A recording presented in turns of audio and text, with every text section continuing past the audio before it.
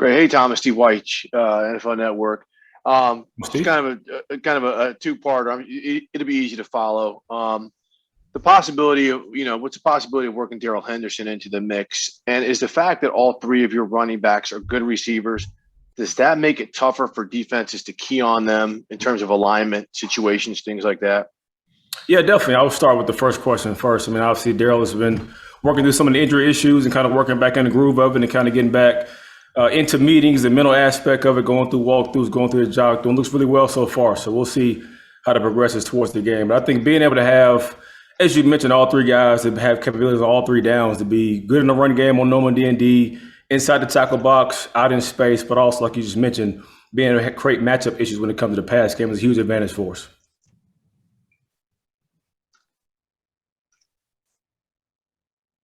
Mark?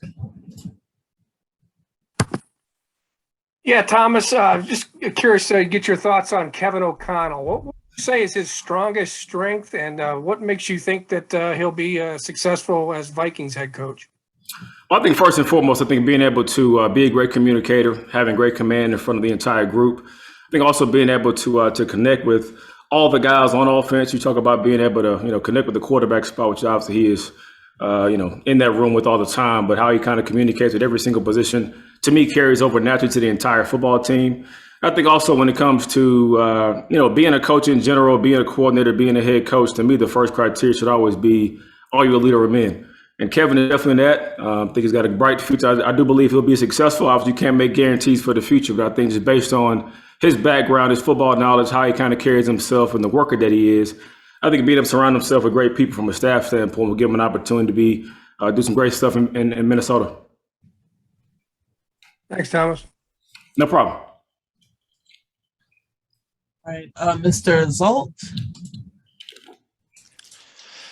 Hey, Thomas, and greetings from Budapest, Hungary. Although the pass game is on the next level with Matthew this year, we can't deny the fact that Sean still likes to run the ball. Sony is a young guy, but he has some Super Bowl experience. How do you feel? Does his presence helps the other talented guys you have in the locker room? Yeah, I think being able to add Sony Michel to me was huge for our entire football team, not just the running back position. You talk about a guy that's, as you mentioned, has some great experience, already kind of won a Super Bowl and kind of being able to bring some of that veteran mentality, that kind of pro mentality to the entire group, but also his kind of no nonsense, one cut downhill type mentality is always something I've been a fan of from the days when I coached him at Georgia his sophomore year. But I think being able to get all three of those guys, in a rhythm, get them rocking and rolling, keeping them fresh, we'll be better off overall. When you talk about from Sean's standpoint of being able to be effective in the run game, allows us to have an opportunity to stay efficient, to stay balanced offensive, but also set up everything else from the screen game, the play pass, the keepers, kind of married also with our drop back protection as well. Thanks a lot, and have a good game on Sunday. Thank you. All right, Christopher Heidel? Hey, Coach, how are you? Doing great. How about yourself? Hey, Coach, it's Chris Heidel from Henderson Radio in Baltimore, Maryland. I don't know who was doing that. That was a nice impersonation of myself. Oh, okay. Well, you spent some time at the University of Miami, before you went out to Los Angeles. Yes. What was the experience like, being down in South Florida with the Canes? Yeah, it was a great opportunity for me. You talk about being able to, start my career in the weight room at Georgia back in 2011 and kind of moving around from there to, Tennessee, Chattanooga to Marshall to Wisconsin, back to Georgia to coach the running backs, and have an opportunity when Kirby Smart came in for Coach Rick to have enough confidence in me to bring me down to be his OC. So it was, a great experience for 3 years, a challenge as it always is. But I think probably one of the biggest places for me from a growth standpoint.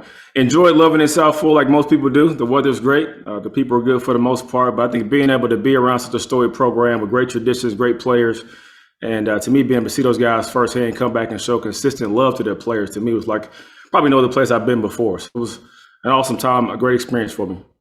And if I can follow up real quick, were you there for that Clemson game in the ACC championship game? And it wasn't a great night in Charlotte, but well, you had to remind me of that one, huh? Yeah, it wasn't great. I was rooting for you guys. My brother's a big Hurricane fan, so I was rooting for you guys. Yeah, so it just seemed like it just wasn't that night. Yeah, it was a tough night, tough matchup. You had to bring out the lowest moment in my 3-year tenure, but No, but I'm just joking with you. It was a tough night. Obviously, a lot of credit to Clemson, that football team they built. Were really stout up front. Or to me, where it kind of started with those guys, and obviously have a bunch of skilled players around on both sides of the ball. Kind of made it a tough night for us. Well, I hope everything's good on Sunday. Absolutely, I appreciate it. Jake? Hey, Coach. Sorry about that. I guess I got invited to unmute early by accident. So That was no problem. sorry about that. No problem at all. So I wanted to ask you about your running back room. You have a pretty great set of running backs, especially Cam Akers, who made a miraculous comeback from injury, it feels like, and then Sony Michel, who was awesome throughout the season, especially in relief, when Cam wasn't there. Can you just talk about what it's like to have, such a really great running back room and to be able to coach guys like that? Yeah, what you mentioned, I think it is a great running back room. I think just more so than those guys, talent, just the type of people that you have in that room, to me, makes it so much easier as a coach. Makes it exciting to come to work every single day with guys who are, self-motivated. They're definitely competitive, but definitely do a really good job of being great teammates, of picking each other up. They're trying to do a really good job of making sure we put all the guys in that room in the best spot possible and trying to find ways on game day to activate each individual guy's skill set, to the best ability. But I think there's not enough words to describe what Cam Akers did. I'm an old dude and, tore my Achilles last year. So I didn't come back as fast as he did, but to see him come back in 5.5 months and to me looks more explosive than he did before is a huge credit to him and his work ethic, but also to our training staff as well of doing a really good job preparing him the right way. We can come back and play at his best. But I think the sky's the limit for Cam as far as his growth potential. I think to me, one of the biggest things I loved about him in the draft was his upside, his creativity in the run game, being able to break tackle, affect the game in multiple ways. So we're definitely excited about continuing to build with him. Looking forward to him having a good day on Sunday as well. You obviously mentioned about Sony Michel, and I kind of hit on Sony already, but I think just being able to add him to the room, to that group. And to me, just the production from a player standpoint is obviously great, but also to me what he brings as a veteran leadership, almost like an assistant coach at times in the room of being able to have that knowledge to kind of, talk to and help advise a really relatively young room overall. You talk about with him still being somewhat young in his career. I won't say as much from a running back perspective, but with Cam and obviously Darrell as well being one of the more veteran guys in that room, I think being able to have that mentality and the approach he takes as well from a pass protection standpoint, taking pride in it, closing space, putting his face on people, to me is always great to be able to show and kind of add to that whole role of being able to be a complete tailback. And then obviously Darrell Henderson, who is super explosive, played extremely well for us throughout this entire year. And to me, for him, make the biggest strides from, my first year with him last year to this year in the pass game when it comes to what he does out the backfield, running routes, catching the football, but also his step and leadership when it comes to taking a first-hand approach in pass protection. But definitely love the room, excited about it, and they get my best every single day.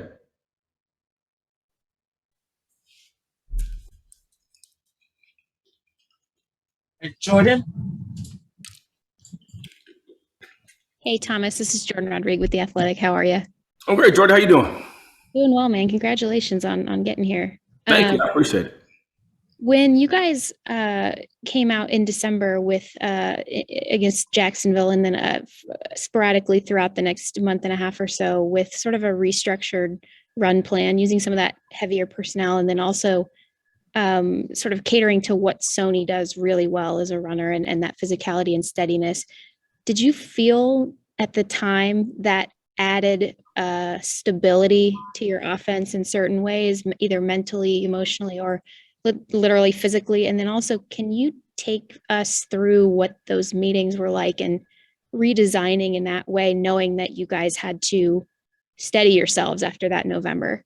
Yeah, all great questions, Jordan. I would say, first off, when it comes to our mentality, like you just mentioned, starting with that Jacksonville game, was being able to put ourselves in a spot to be more difficult to defend. Obviously, we're huge 11 personnel heavy, but being able to try to activate some guys on our roster. You obviously mentioned Sony and what he does the best, kind of taking him more of that kind of a primary ball carrier standpoint and doing what fits him as a runner, but also being able to activate some linemen that we have that are really good football players to get them on the field, but also be able to give people different services to be able to defend some different runs.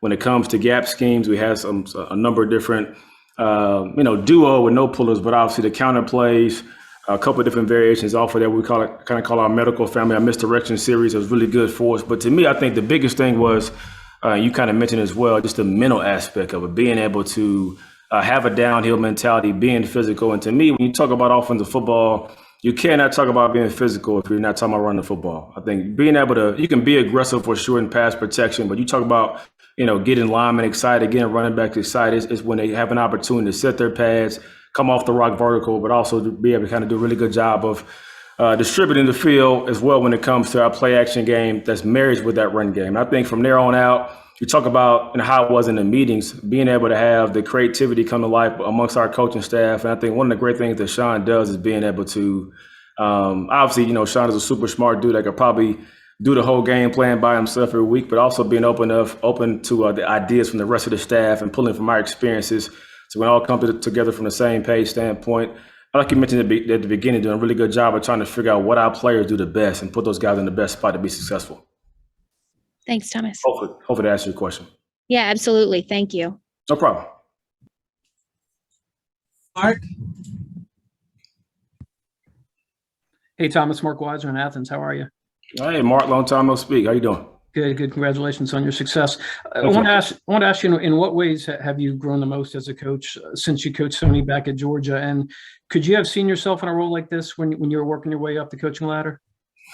How much have I changed? That'd be a great question for you to ask Sony Michel. We get a kick out of me being a lot different than I was at Georgia. I would say just being able to have an opportunity to be in different environments, to continue to grow, to stretch my brain, to open up more creativity. But I think overall, from my coaching style, definitely changed.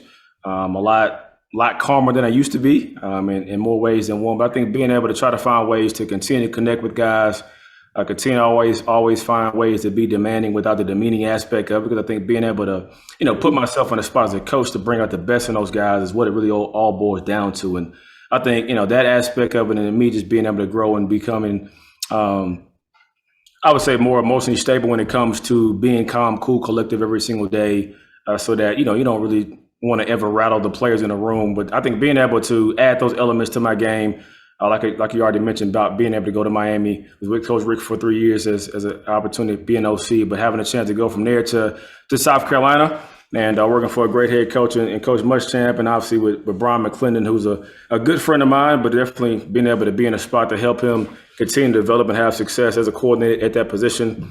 I think being able to, you asked me about, could I see myself being here some years ago? And I'd be the first one to admit, and probably from an embarrassing standpoint, that I was kind of really happy with just being a running backs coach at Georgia. It would have been fine, being a running backs coach there for, however long, and maybe end up adding a run game coordinator title. But I think being able to be exposed to different environments, and also to be in a place like with the Rams where you have so many guys, whether it be players and coaches, that kind of feed into you, add that positive environment, and kind of do a really good job of building guys up. It definitely opened my eyes to other opportunities. So in short, I would say no, I wouldn't have never seen myself being in this position back in 2015. But that's kind of some of the ways I've kind of grown. I think being able to continue to have those opportunities, those experiences. But to me, I'm always motivated and driven by my failures. I think it's always great to kind of look back on some of the successes and accomplishments you have, and that feels great, and it does add to the ego. But I'm always one that's kind of driven by my shortcomings, trying to overcome those mistakes I've made in the past, but also growing from it, which obviously we know failure kind of fosters an environment of growth if you handle it the right way. Thanks a lot.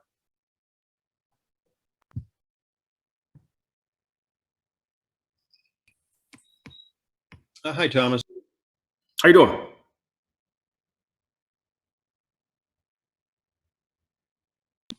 Can you hear me? I can now, yes. Okay, sorry about that. We saw in January the Dolphins requested to talk with you. Maybe I missed something, but what became of that? What came of that? And just in general, what do you see for your career in the next few years? Well, the first question was what came of it. They hired Mike McDaniels, and he's the head coach now, and I'm sure he did a great job there. But it was a great opportunity for me. You talk about being able to be in my second year in the league. It's a huge blessing and opportunity to even have a chance to be interviewed. So obviously, not a ton of opportunities throughout history. I believe, I think 20, black head coaches in NFL history in general over the course of the entire league's history. So a definitely great opportunity for me. And when it comes to my future, I'm definitely, not to kind of sound really cliche, but I'm really in the present type moment. I always believe in trying to take advantage of what I have right now. And obviously with the chance to, go play and win a Super Bowl is my main focus, undivided attention. But I think people kind of fight their whole careers as a coach and a player to have an opportunity just to, get to this point. So that's my main focus. And when it comes to the future, of course, you have aspirations of wanting to become a coordinator, becoming a head coach. But those things that I can't control, what I can control is my effort and my attitude every single day, and trying to be the best I can be for this organization. Did you learn anything about the head coaching hiring process that might be instructive for those of us who were fascinated and sometimes appalled by what we see? Yeah, as far as learning, I would say, no, just because it's my first opportunity, so I don't have anything to compare it to. And it was a Zoom interview type setting because we were still playing. So it's kind of hard to compare that to have an opportunity for an in-person second interview that's kind of more extensive, a lot longer. That was kind of more of a meet and greet. Who are you? What's your football philosophy, your background? And we kind of touched on some minute details when it comes to how I want to build a staff and how I kind of see some improvements in the organization. But as far as what I learned from it, it's a good opportunity, good experience. They're definitely looking forward to hopefully connecting in the future with those guys, kind of get some more feedback as far as what they would want to see differently. But, it's a great opportunity for me. Sounds good. Thank you. Thank you. Miguel. Hey, hi, Coach. This is Miguel with Ensoners Latin American Network. What would you say are Kevin O'Connell's biggest strengths, and what would you say will make him successful when he moved on? You say Cam Akers? No, still. Kevin O'Connell, what would you say? Kevin O'Connell, I'm sorry. Yes, his biggest strengths. Yeah, so like I said before, I think, being a leader of men, being able to command the room, obviously, high football IQ, but being able to connect with players. I think being able to be, from a coaching standpoint, to be in a role which you have an opportunity to connect with different personalities on a football team at every position, which I think he'll do a great job of that. But then also being able to continue to force himself to grow, surround himself with a great coaching staff, and I think he'll do a great job.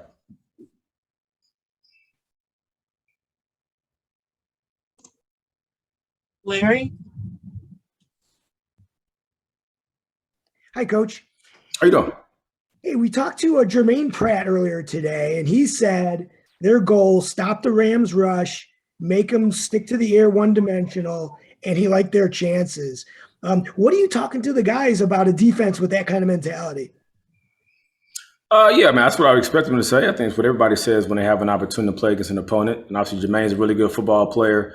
Does a really good job of taking command on that defense, and a very instinctive player, concept trigger type guy, plays down here really well and does a really good job of tackling and making plays in the open field. But to me, I think our message is always going to be consistent and be the same about making sure we do a really good job of taking care of our own business. And it's always great respect to the opponent. You obviously game playing for them, but it always starts with us first. Us doing a really good job of not beating ourselves, which means, not having turnovers, eliminating those kind of pre-snap penalties type deals, but also making sure we're on the same page so we can stay efficient offensively and being able to be balanced, obviously the opposite of what Jermaine wants to do, but being able to kind of stay on track, stay efficient offensively so we kind of dictate the game on our own terms offensively versus having to react to what the defense gives to us. Thanks, Coach. No problem. Cool McCain.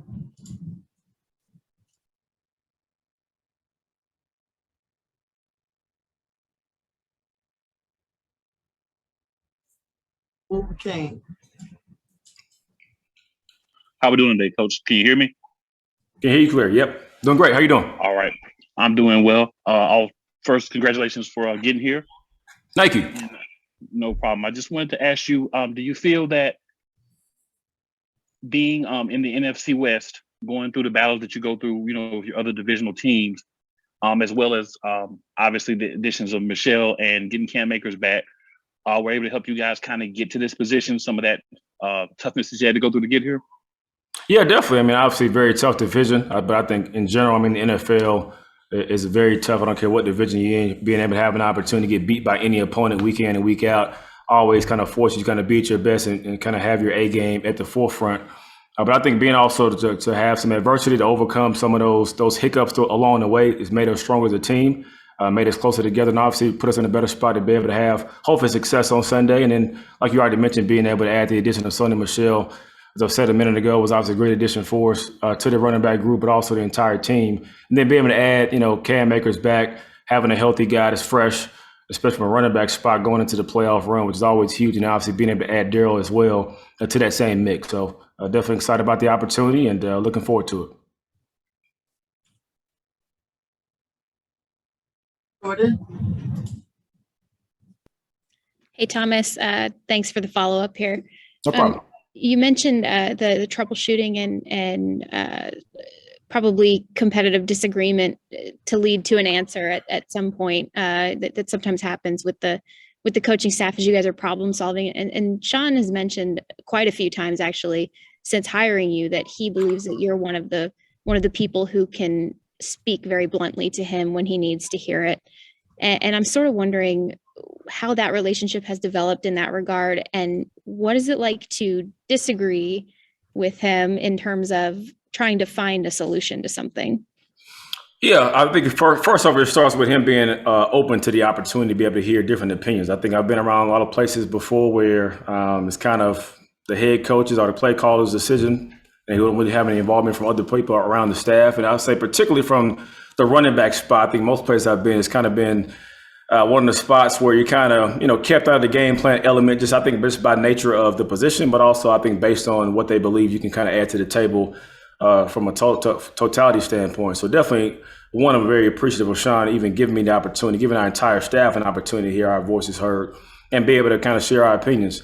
I am kind of a straightforward, blunt person, extremely respectful for sure, but I think being able to, speak my mind is something I've always prided myself on. That's why I was raised by my mother and my father, because if you ever have an opportunity to meet my mom, she will tell you her opinion about whatever subject it is, and we'll have no regrets about it. But I think you talked about being able to have that conflict resolution skills. To me, it's about being able to have, trust and obviously be able to let your guard down when you're open to be able to have different ideas, having your thought process challenged. But to me, it's more about how you say it than what you say. I think people can receive different information, even if you're disagreeing with them based on how you say it versus trying to be a butthole, for lack of better words, like a lot of coaches are, in my opinion, that just, can be ego driven. It's kind of, my way or the highway type deal. But I think we do a really good job, and Sean's did a really good job of building a staff and having a culture where we can have disagreements, be on the same page. And obviously, once we leave that room and go into our players, we're going to be on the same page and have the same message and have great clarity. Thanks, Thomas. No problem. John McMullen? Hey, Thomas. You doing, Sean? Congratulations for getting there. Thank you. Both Sean and Zach have kind of said you try to keep things as normal in a Super Bowl week, as consistent as possible. How do you guys as assistant coaches make sure that happens? I imagine you guys are at home, so it's a little bit easier, but yeah, Super Bowl is different. So how do you try to accomplish that? I think what you just mentioned about being able to have an opportunity to keep the same kind of rhythm or routine. Obviously, the schedule's going to change some just because we're having 2 weeks to kind of prepare for an opponent versus what normally is, kind of crunch down into a week. But I think being able to find different ways to keep our players engaged and kind of mix some things up so it's not monotonous weekend, day in and day out, but also being able to eliminate the outside distractions about, when it comes to the Super Bowl and everyone want to kind of, come to it from an entertainment standpoint, which is awesome when it comes to family and friends and trying to put that stuff to bed early in the process so you can focus on what's the most important thing, which is trying to win a football game. And I would say as an assistant coach, to me, it's about being able to continue to have that same message with your players week in and week out, day in and day out, to make sure you're doing the best job you can of managing your room and making sure guys are going to be best when that time comes to be at their best when it comes to playing the football game. But I think managing your emotions, to me, I think when you come to there's no need for motivation when it comes to the Super Bowl. I mean, it's the biggest stage there is in this game, but being able to take it one day at a time, not get too far ahead and not get your emotions to get the best of you. I think when it comes time to the ball be kicked off, you kind of do a really good job of trying to, calm down, be locked in and take it one play at a time is all kind of our focus when it comes to our approach as coaches, but also what we say to our players. All right. Thanks, everybody. Thanks, Coach. Thank you.